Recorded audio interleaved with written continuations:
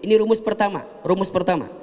Kalau Bunda ingin mendapatkan ketenangan hati, maka jawabannya minta sama Allah. Karena yang bisa memberi ketenangan siapa? Allah.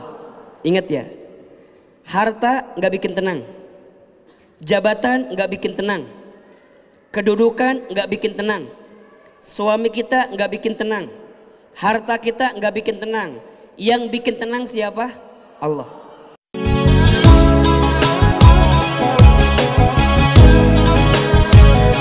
Mau punya hati yang tenang, jawabannya ada satu doa. Satu doa yang dari doa ini Bunda bisa mengetahui rahasia ketenangan hati. Doanya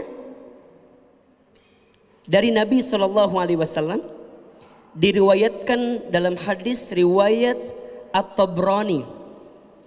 Nanti Bunda amalkan doanya, dengan izin Allah baca doanya, kemudian nanti pahami isinya.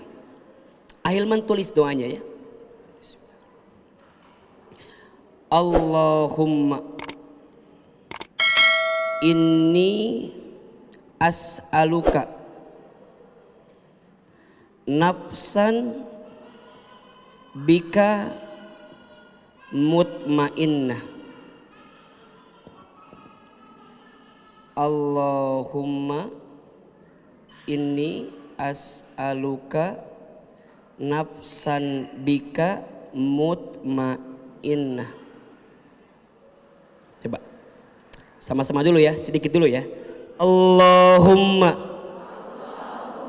inni as'aluka nafsan bika mutmainnah. Catat artinya. Allahumma ya Allah, ini sesungguhnya aku as'aluka bermohon kepadamu nafsan bika, jiwa atau hati yang bersama denganmu, mutmainnah, dalam ketenangan.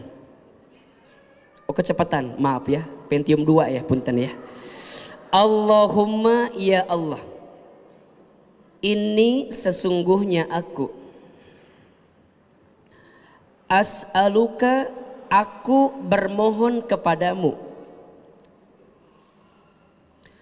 nafsan bika, jiwa atau hati yang bersama denganmu, mutmainnah, dalam ketenangan dan keselamatan atau keselamatan. Coba A sekali Arabnya, Bunda sekali Indonesianya. Allahumma, artikan Allahumma ini sesungguhnya siapa? Ulangi. Allahumma, Allahumma sesungguhnya aku kumasi. Allahumma ya. Allahumma ini as'aluka, aku bermohon ini Allahumma ya Allah, ini as'aluka, aku bermohon, as'aluka, aku bermohon, nafsan bika, jiwa atau hati yang bersama denganmu, mutmainnah, dalam ketenangan. Ulang ini. Allahumma ya Allah, ini sesungguhnya aku as'aluka, aku bermohon kepadamu, nafsan bika, jiwa atau hati yang bersama denganmu, mutmainnah, dalam ketenangan. Allahumma inni as'aluka nafsan bika bersama mutmainnah. Oke, catat ini baru setengah dari doanya, masih ada ke bawah. Jadi Ahilman sebutin dulu. Ini rumus pertama. Rumus pertama. Kalau bunda ingin mendapatkan ketenangan hati, maka jawabannya minta sama Allah. Karena yang bisa memberi ketenangan siapa? Allah. Ingat ya, harta nggak bikin tenang, jabatan nggak bikin tenang, kedudukan nggak bikin tenang, suami kita nggak bikin tenang, harta kita nggak bikin tenang. Yang bikin tenang siapa? Allah. Maka di awal doa kita minta, Allahumma ya Allah, minta sama Allah, ini sesungguhnya aku as'aluka, aku sangat bermohon kepadamu ya Allah, nafsan bika, jiwa yang bersama denganmu. Berarti ini rumus nih, rumus. Kalau bunda ingin mendapatkan ketenangan, jangan jauh dari Allah. Saya ulangi. Kalau bunda ingin mendapatkan ketenangan, jangan jauh dari. Maka nanti apa kegiatannya? Zikrullah, zikir. Ala bizikrillahi tatmainnul. Ingat, hanya dengan berzikir kepada Allah hatimu akan menjadi tenang. Jadi kalau kita mengembalikan semuanya ke Allah, pasti jadi tenang. Maka mohon izin ya, kalau bunda sedang gelisah, kalau bunda sedang punya persoalan, kalau bunda sedang punya kesulitan, jangan langsung melangkah kepada hal yang lain sebelum bunda mendekatkan diri bunda kepada Allah Subhanahu wa ta'ala. Jadi kalau bunda lagi ada masalah, langsung ambil air wudhu, bersihkan diri, gelar sajadah, sholat 2 rakaat, menghadap kepada kiblat, kemudian buka mushaf Al-Quran, bunda di situ menemukan ketenangan.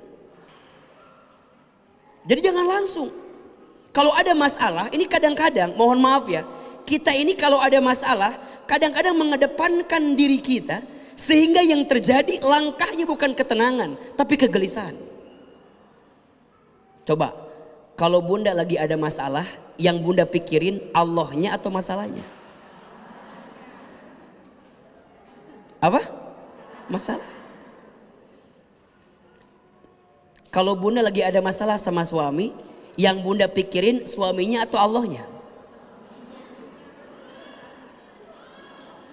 Bunda sibuk, Ustadz gimana ya suami aku teh kok nggak berubah-berubah? Itu yang bunda pikirin. Bunda lupa dengan Allahnya. Nah, gimana caranya Ustadz? Ada 3 rahasianya. Lanjutkan doanya. Yang pertama, tu'minu biliqa'ika.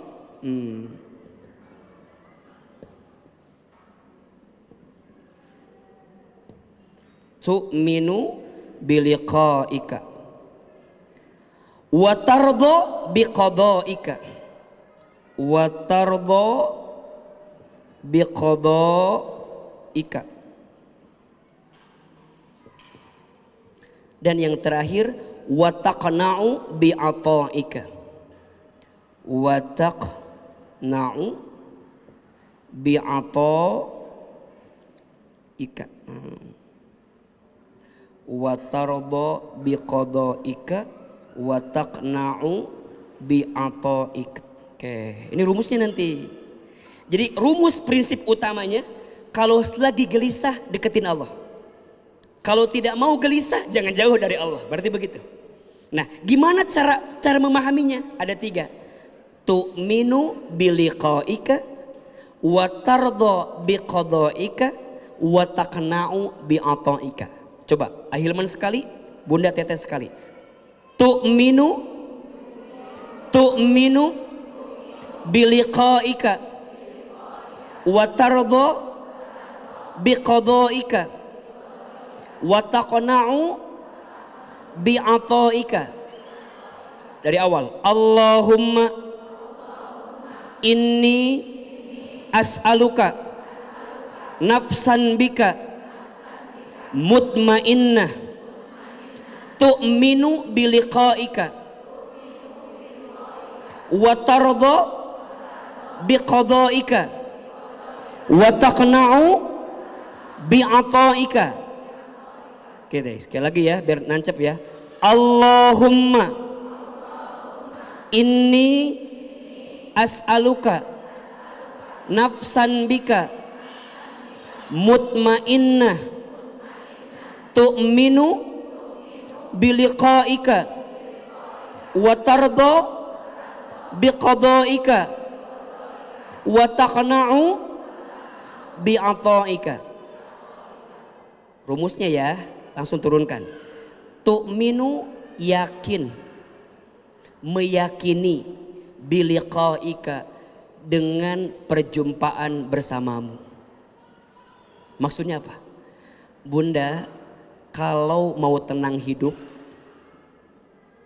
yakin kalau kita pada akhirnya akan kembali kepada Allah. Yakin gak? Kalau bunda mau tenang hati, yakin kalau kita akan kembali kepada, akan berjumpa dengan, pertanyaannya mau atau enggak berjumpa dengan Allah? Karena belum tentu semua orang bisa berjumpa. Maka ada yang kita inginkan selain surganya Allah, tapi apa? Ridhonya Allah. Tapi ada yang lebih kita inginkan, berjumpa dengan Allah. Berjumpa dengan Allah, dapat ridhonya Allah, masuk surganya Allah. Itu yang kita inginkan.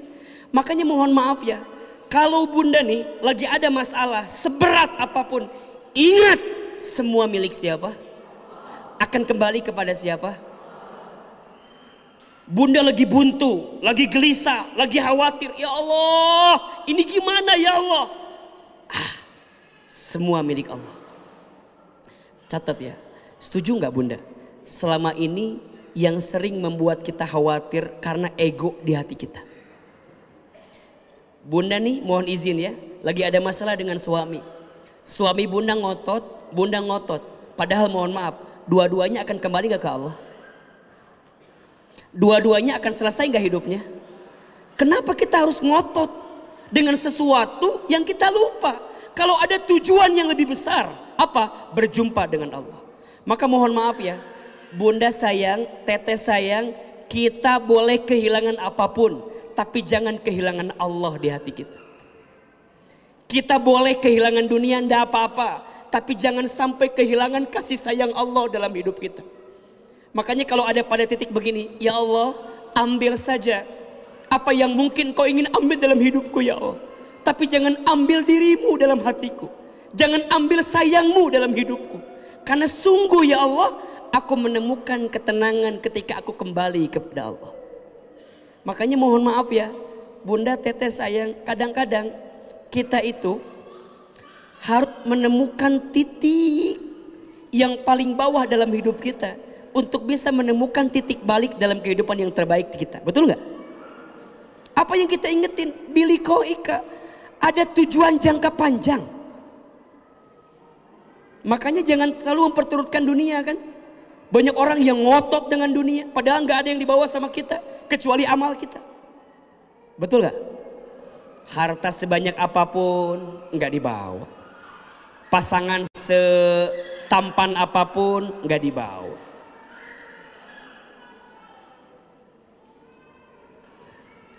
Iya. Makin keras suara Ustadz, makin kencang ceritanya.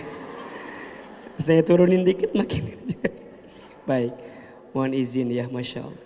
Jadi pada akhirnya kalau bunda rumusnya tahu nih, tu'minu biliqaika, maka akan membuat kita lebih tenang hatinya. Maka kata Nabi apa? Perbanyaklah mengingat pemutus kelezatan. Maksudnya apa? Ingat mati. Kenapa kita harus takziah? Ingat mati. Kenapa kita harus nengok sakit? Ingat kalau kita lemah. Kan gitu ya. Jadi ada hikmah di balik semua peristiwa. Dan itu yang akan mengantarkan kita lebih tenang hatinya. Satu, jadi kalau mau tenang hati, jawabannya adalah yakin perjumpaan dengan siapa? Allah. Inna lillahi wa inna ilaihi. Ingat ya, ya Allah, hidup kita gak lama ya Allah. Hidup saya gak lama ya Allah. Gitu. Makanya punten ya, kalau yang sedang ada masalah hari ini, jawab gini aja. Gak apa-apa, ada Allah. Apa? Coba. Punya suami yang kurang soleh? Kehilangan yang kita cintai? Dari situ dulu, gak apa-apa. Tapi apa-apa Ustaz, gak apa-apa. Gak apa-apa. Punya anak yang nguji kita, gak apa-apa, ada Allah. Nanti akan belajar gitu tuh, gak apa-apa, pasti ada kebaikan. Kan kalau Allah gak mungkin nyakitin kita, betul? Allah gak mungkin zalimin kita, betul? Gak apa-apa. Ustadz tapi ini begini, gak apa-apa. Coba yang pernah curhat sama Ahilman langsung ketemu ngobrol pasti. Kalau udah panjang ngobrol, gak apa-apa. Gak apa-apa. Ustadz mah enak ngomong gak apa-apa. Saya ngerasain gak apa-apa. Ya emang kudu begitu. Oh Ustadz ini. Coba. Bunda lagi ada masalah. Cerita. Habis beres cerita, diem. Kan gitu kan? Ustadz gimana komentarnya? Gak apa-apa. Kadang, coba ya. Kadang disadari atau enggak, Bunda teh cerita sendiri, jawab sendiri. Ustadz, kan suami aku tuh begini ya Ustadz ya. Suami aku tuh Masya Allah yang uji banget ya. Masya Allah ya. Aku tuh 20 tahun udah berumah tangga sama dia Ustadz. Masya Allah ya. Kan harusnya ya aku tuh lebih sabar ya Ustadz ya. Aku tuh lebih tenang Ustadz ya harusnya ya. Harus lebih sabar. Saya bilang, cerita sendiri, jawab sendiri. Ujungnya itu jawabannya. Coba. Ustadz, harusnya aku teh lebih sabar kan ya. Harusnya lebih tenang aku teh ya. Mungkin itu ujian buat aku ya Ustadz. Eta jawabannya sorangan. Jadi sebenarnya masalah Bunda teh bukan masalahnya, tapi apa coba? Bukan. Karena Bunda tidak menemukan Allah ketika ada masalah itu. Bunda fokusnya ke masalah jadi capek. Diungkit-ungkit deh. Memang ya Ustadz, suami aku tuh dari tahun ke tahun emang begini. Ini tuh bukan yang pertama Ustadz. Ini tuh yang kedua. Bahkan yang ketiga. Keempat Ustadz ini teh. Makin ngorek masalah, makin diungkit, makin capek apa enggak? Bunda lupa. Lupa sama siapa? Allah. Bukankah selama ini Bunda tenang karena Allah? Bukankah Bunda bisa lupa dengan masalah yang pertama karena Allah? Mengapa Bunda ungkit-ungkit lagi sekarang? Berarti Bunda teh cuman butuh ditenangkan aja. Berarti kadang-kadang mulai dari yang kecil butuh didengarkan. Makanya nih besti ya.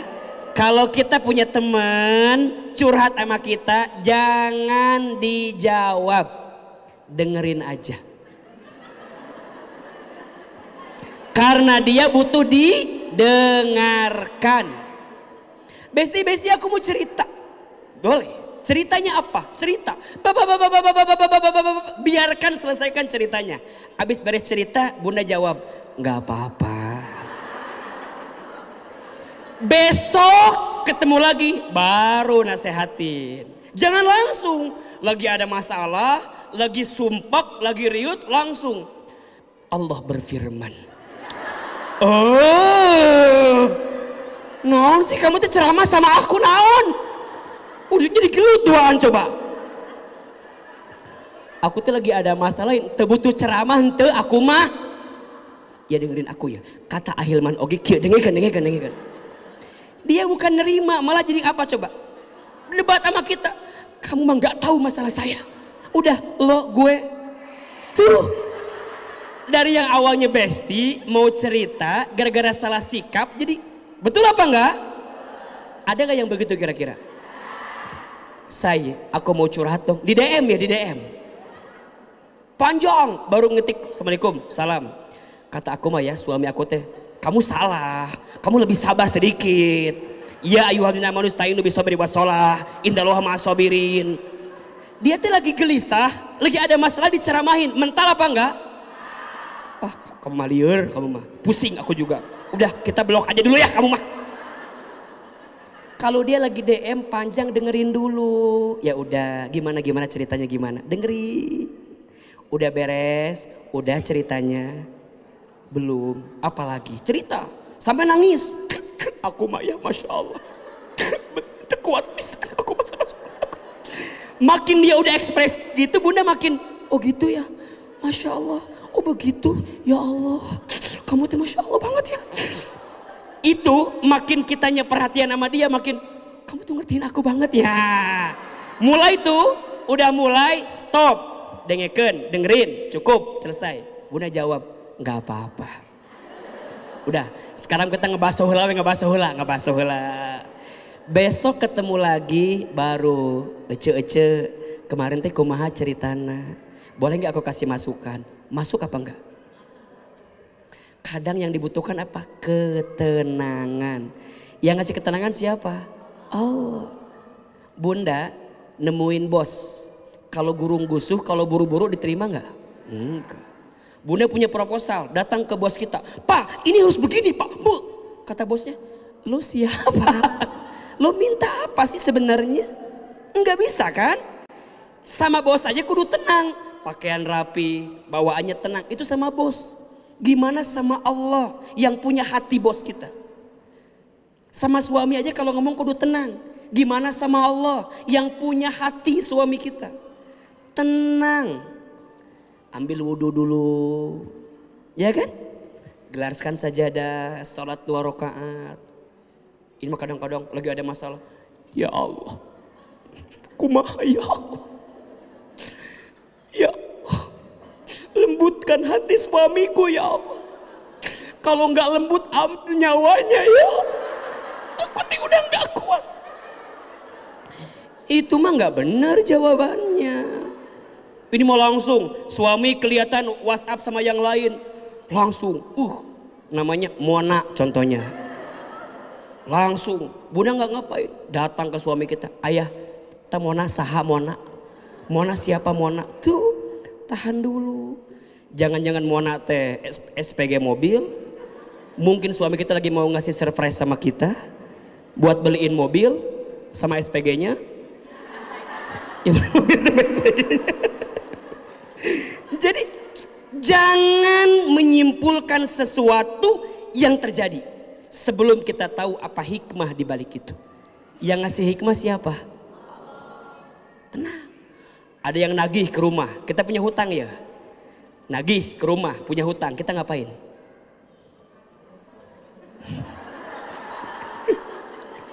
Ustadz ditagih nih, kita ngapain? Udah. Gimana caranya? Sebelum nemuin dia, tenang, ambil wudhu, sholat, kencengin suaranya. Bismillah. Orang ke sholat maksudnya gitu kan? Tenang. Baru buka pintu. Waalaikumsalam. Tanya, Pak, Bu, jatuh tempo Bu. Iya, silakan duduk dulu. Tenang tuh, tenang, duduk. Mau minum apa? Kopi atau teh? Bikinin. Bu ke belakang, ambil kopi, campur sianida. Ambil kopi. Bikin teh yang bener ini mah, disuguhin. Pak, minum dulu Pak, biar tenang. Gimana Pak? Ibu jadi tempo Bu? Iya Pak, saya tahu Pak. Terus gimana? Tenang Pak. Terus gimana? Gak apa-apa Pak. Baru Bunda bilang lah. Pak, saya bukannya gak ada uang Pak. Emang lagi gak ada uang Pak. Pelan. Bunda sampaikan, Pak, saya cuma punya ini Pak. Terserah Bapak. Bapak mau apa dengan saya sekarang? Ini resiko saya. Boleh nggak saya beri waktu sebulan ke depan untuk memperbaiki ini semua? Jadi lebih tenang bicaranya. Mau nunagi, rosok, nyumput na kolong meja, kio, iraha balik nama. Kalau dia lagi nafsu, kita nafsu. Ujungnya apa? Mohon maaf, berantem. Ada nggak seseorang yang ditagih bunuh yang nagihnya? Gak terkontrol hati ini. Makanya kalau kemarahan udah memuncak, nauzubillah. Bisa bunuh orang, bisa jolimin orang, ngirimin orang sesuatu yang gak baik. Betul apa enggak? Tenang. Belajar tenang. Deketin Allah, belajar tenang. Yakin kalau kita akan kembali kepada Allah. Jadi belajar lebih tenang dulu. Nah Ustadz, apa rumus yang kedua? Watardho, dan menerima biqadhaika dengan ketentuanmu. Tu'minu meyakini biliqaika dengan perjumpaan denganmu, dengan Allah, wa tardha dan menerima biqadaika dengan semua ketentuan. Bunda sayang, teteh sayang, kalau mau hati tenang, belajar menerima ketentuan Allah. Halo? Jelas tidak? Kalau mau tenang, belajar menerima ketentuan Allah. Ingat ya, semua yang dikasih oleh Allah pasti baik. Pasti. Yang kita anggap buruk boleh jadi di pandangan Allah baik. Yang kita anggap baik boleh jadi dalam pandangan Allah buruk. Allah lebih tahu, kita tidak tahu. Betul? Semuanya baik. Dan semuanya ujian. Insya Allah. Semuanya ujian. Alladzi khalaqal mauta wal hayata liyabluwakum ayyukum ahsanu amala wa huwal azizul ghafur. Dialah Allah yang menciptakan kehidupan dan kematian. Sebagai apa? Sebagai ujian. Semuanya ujian. Sehat ujian, sakit ujian, kaya ujian, miskin ujian, punya suami yang soleh, punya suami yang kurang soleh, punya suami yang ganteng, punya suami yang kurang ganteng, punya istri yang cantik, istri yang cerewet, istri yang banyak mintanya, istri yang sering belanja, istri yang banyak maunya, istri yang ngomong terus, istri yang marah-marah wae, istri yang gak mau nerima, istri yang COD-an terus, istri yang belanja online terus, istri yang tahajud tiap malam, istri yang duha tiap pagi, istri yang nyiapin sarapan, beli nasi uduk tetangganya, nggak masak dia yang bikin uduk tetangganya. Jadi semuanya ujian. Apa yang paling penting? Bukan ujiannya, tapi apa? Ayyukum ahsanu amala. Siapa yang paling baik sikapnya ketika lagi diuji. Betul? Kalau bunda ikut ujian, hasilnya tidak lulus, yang salah soalnya atau jawabannya? Yang salah bukan soal, pasti jawaban. Berarti apa? Belajar nerima ketentuan Allah. Ustadz, kenapa begini? Ingat, terima, ridho, terima, ridho. Belajar itu. Ustadz gimana caranya? La yukallifullahu nafsan illa wus'aha.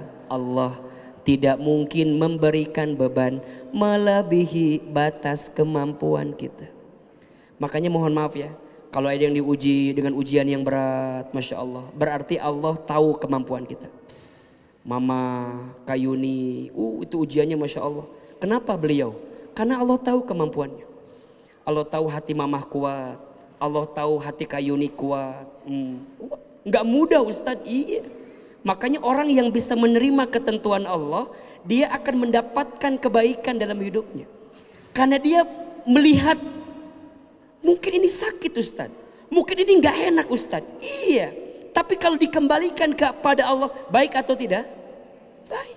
Ingat ya, kita mencintai murabi, iya. Tapi Allah lebih mencintai murabi. Allah ambil usia murabi di usia yang masih muda itu. Ustadz Amr Az-Zikro, kita sayang sama Ustadz Amr. Kayuni sayang, Mama sayang, Ahilman sayang. Tapi Allah lebih sayang kepada Amr. Diambil usianya. Ingat, kacamatanya apa? Ridho, nerima. Dan apa kata Nabi? Faman rodiya falahur ridho, waman sakhito falahus sukhtu. Barang siapa yang ridho dengan ketentuan Allah, maka Allah ridho kepadanya. Dan barang siapa yang benci dengan ketentuan Allah, maka Allah benci kepadanya. Maka mohon maaf, kalau bunda lagi sedih, nangis boleh nggak? Boleh. Yang tidak boleh mengumpat dengan lisan kita. Ustadz, saya sedih kehilangan orang yang saya cintai. Nangis boleh? Boleh, nangis. Yang tidak boleh pas nangis sambil ngumpat. Ya Allah, kenapa engkau ambil? Ya Allah, kenapa engkau ambil orang yang aku cintai? Ya Allah, enggak adil. Ya Allah, itu enggak boleh. Kita ingat, seseorang yang ada di alam kubur itu kelak akan dihisap dengan apa umpatan yang kita keluarkan. Makanya Bunda tahan, sabar. Nangis boleh, silakan. Tapi jangan mengumpat Allah, jangan menghina Allah, jangan menghina keadaan yang Allah berikan. Betul apa betul? Itu yang nanti membuat si mayit di alam kubur jadi tersiksa karena umpatan kita. Gak ridho tuh orang di dunia kamu, gak ridho tuh keluarga kamu, gak ridho tuh pasangan kamu. Jadi gimana? Belajar ridho. Tapi susah Ustadz, makanya belajar, makanya ngaji, makanya taklim, belajar ridho. Ingat ya, kita sama orang yang berpisah dengan kita hanya beda take off-nya saja. Akhirnya kalau tujuannya surga ketemu lagi apa enggak? Ahilman ditinggal ayah sejak kecil, ditinggal ibu sejak kecil. Kalau boleh marah, tentu marah.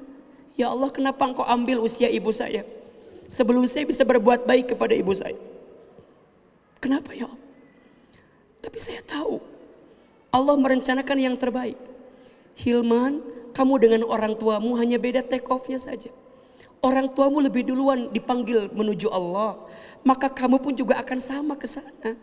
Tinggal pertanyaannya, bekalnya mau disiapin gak sekarang dalam hidup kamu? Makanya kalau Bunda tanya ya, kenapa Ahilman mau jadi pendakwah? Kenapa Ahilman mau mengajar? Salah satunya, saya ingin ya Allah, kalau ada kebaikan yang saya sampaikan, jadikan ini sebagai kado terindah untuk orang tua kami di alam kubur. Itu permintaan saya. Karena yang ingin saya jadi begini itu ibu saya dan ayah saya. Ayah saya itu almarhum, kalau ngaji duduknya paling depan. Ketika ditanya, Pak, kenapa suka paling depan duduknya? Apa jawaban dia? Satu, saya kalau memandang wajah ulama, saya berharap anak saya jadi ustadz, berharap anak saya jadi dai. Dan mohon izin ya, ibu kami dulu tukang jualan di pasar. Ayah saya tukang jualan juga di pasar, bantuin ibu saya. Rasanya ketika ibu saya bilang, nanti Hilman bakal jadi ustadz, itu sesuatu yang mungkin agak jauh dalam pandangan saya gitu. Tapi apa kata ibu saya? Shh, jangan begitu nak, aminkan saja, amin. Maka lulus SD saya dimasukin ke pesantren. Saya masuk pesantren Darul Arqam Muhammadiyah Garut, di Garut. Mungkin Bapak Ibu pernah tahu alumninya. Salah satunya Ustadz Adi Hidayat. Beliau kakak kelas saya, beda 5 tahun dengan saya di pesantren itu. Saya masuk ke sana, ibu saya minta ke saya terus. Singkat cerita, ibu saya stroke. Ayah saya meninggal ketika saya awal masuk pondok. Ibu saya sakit stroke. Maka saya bilang gini ke ibu saya, Mama, Hilman keluar aja di pesantren ya. Mama nggak punya biaya buat nyekolahin Hilman karena cukup mahal masuk pesantren itu. Kata mama saya apa? Jangan. Biarkan mama, nanti mama jual emas, jual apa yang ada di mama biar Hilman bisa sekolah. Dalam keadaan stroke. Kalau saya pulang dari pesantren libur, saya nyuapin ibu saya. Dan saya punya kebiasaan kalau pagi-pagi ibu kami itu sarapan sambil nonton ceramah ustadz-ustadz di TV. Sampai gini kata ibu saya, Hilman, iya mah, nanti mama bakal nonton Hilman ceramah di TV ya, kayak ustadz-ustadz itu. Terus saya bilang, gak mungkin mah, kita orang Garut, orang desa, gimana caranya? Shh, gak boleh begitu nak, aminkan saja. Amin. Ada iklan pakai bahasa Inggris, kata ibu saya, nanti Hilman sekolah pakai bahasa Inggris ya, nanti Hilman bisa keluar negeri pakai bahasa Inggris. Apa jawaban saya? Amin. Ibu saya pernah dapat sejadah gambarnya Ka'bah. Setiap selesai sholat pasti baca talbiyah ibu kami. Labbaik Allahumma labbaik. Labbaik la syarika lak. Satu kali saya tanya ibu saya peluk badannya di sepertiga malam, ibu saya pada tahajud. Kata saya, Mama, kenapa setiap selesai sholat suka baca talbiyah? Kata mama saya, Hilman, mama ingin sekali berangkat ke Baitullah. Ingin haji, ingin umroh. Saya bilang, mama kenapa nggak berangkat? Mama belum ada uangnya. Dalam keadaan stroke. Dicium pipi saya, diusap pipi saya. Kalau mama nggak sempat ke sana, mama doakan ya, Hilman bisa bolak-balik ke Baitullah. Apa jawaban saya? Amin, amin. Hadirin yang dirahmati Allah, saat ini apa yang pernah ibu kami ucapkan kejadian semua. Terjadi semua. Ibu saya pernah bilang nanti Hilman ceramah di TV ya, kayak ustadz-ustadz itu. Sekarang kesampaian, Allah izinkan itu. Tapi saya sedih. Apa sedihnya? Ibu saya tidak sempat nonton saya di televisi. Karena Allah lebih duluan memanggil usia ibu saya sebelum saya tampil di televisi. Saya dapat kesempatan ke Jepang, ke Amerika, ke Kanada. Mohon doanya bunda, bulan depan saya akan berangkat ke Amerika lagi. Tapi ibu saya nggak pernah tahu kalau anaknya pernah terbang ke sana, dapat sekolah di sana. Tapi orang ditanya, Ustadz hebat ya, masih muda udah keren. Shh, yang hebat bukan saya, tapi yang hebat doa ibu saya.